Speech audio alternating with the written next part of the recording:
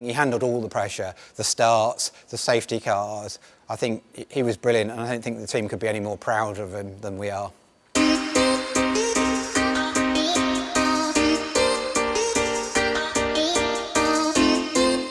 How did it feel to get the first race win of the season, an incredible 1-2? Well, first of all, I'm massively proud of what the team have achieved. To go from where we were in Bahrain, where we were a long way off, to fighting for races like we're doing now, and to come home with a 1-2, I think is incredible.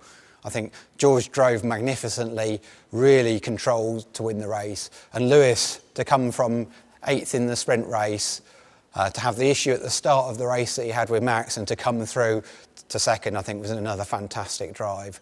I think, when you've got a season like this, in some ways, that race win feels almost the same as some of the championship wins we've had in the past. And I couldn't be prouder of what the team have achieved and the amount of hard work that they've put in. How does a sprint race affect the way the team set up the car? Well, firstly, it makes it a massive challenge. So in practice 1, that's all you've got, that 60 minutes to get the best out of the car. And then you're straight into qualifying. And a normal race weekend, you've got practice 1, practice 2, then we've got some time in the evening to understand and learn from what we've learned in those sessions, do some work back in the factory, provide some answers and some ideas for practice 3 on a Saturday morning. But when you've only got practice 1, you're very limited in what you can do. So it makes it a big challenge, and it makes it more of a lottery as to what you take into qualifying. And of course, once you're in qualifying, you're in parc fermé, so there's nothing more you can do with the cars. You're very limited in what you can do. Only the front wing can be adjusted. What has changed from previous races to this one that's given us a winning car? Well, not a lot is the answer. We brought a fairly decent upgrade to Austin, and I think since Austin we've had a very good car in the races, and we've had pretty good race pace, challenging right at the front.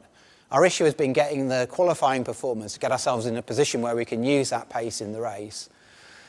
I think this weekend we also benefited a little bit from the tyres. I think the tyres suited the balance of the car that we got, and possibly also the fact that it's a sprint weekend where you've got limited time to get on top of the setup meant that we were in a better position than some of our competitors.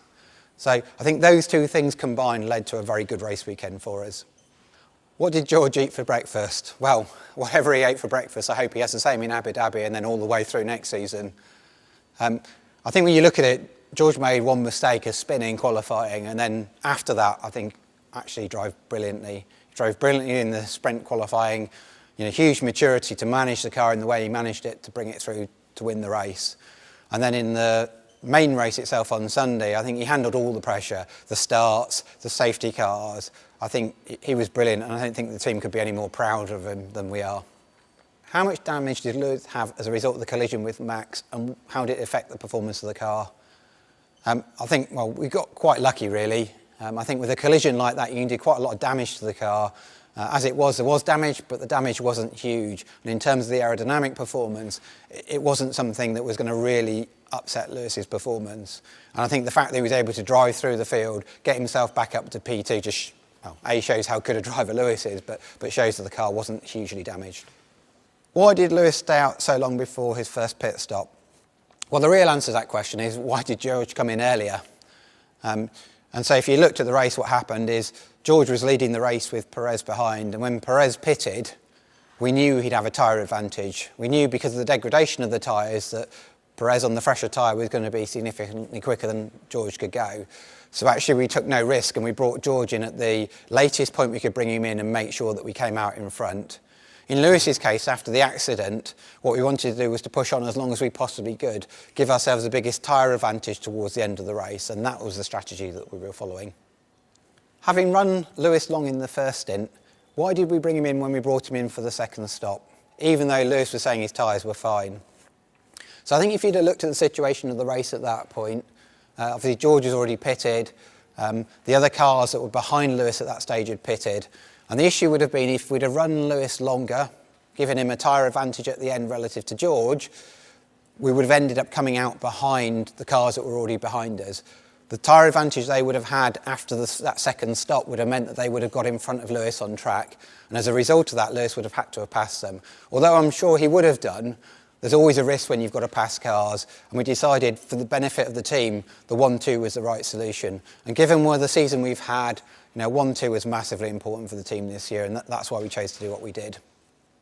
How does this week's performance help us prepare for 2023? Well, I think we've been saying, from the point where we knew we weren't realistically in the fight for this year's championship, that what we really wanted to do was to learn. We wanted to do is we make sure we've sort of taken all the understanding we can from this car. And I've described it a bit like peeling the layers of an onion. The first layer was the aero bouncing, which we had at the beginning of the season. The second layer was some of the ride issues that then came in after that. And what we wanted to know is there another layer? Is there something else that we needed to discover, that we needed to fix for next year's car? So that's been our main focus. And then in Austin, we came with an upgrade kit. We came in an upgrade kit that took that understanding and took the first steps of what we needed to do for next year. And since then, we've seen a good performance level from the car. Probably not quite where we want to be yet, but the right signs of the things that we need to do over the winter.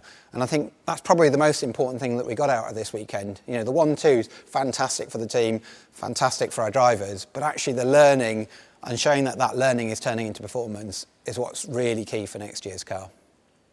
What are we expecting from Yas Marinas? Well, on paper it's probably a circuit that doesn't suit us quite as well, but then I think if you look at the result we had this weekend, we're hoping for the best. Ferrari are 19 points ahead of us, and we'd love to beat them for that second place in the championship. We'd also love to have another win in the bag. A win for Lewis would be fantastic, so fingers crossed. Thank you for all your questions, your positive messages, the love you've shown us, the support you've given us, and we'll be back for the final debrief after Abu Dhabi.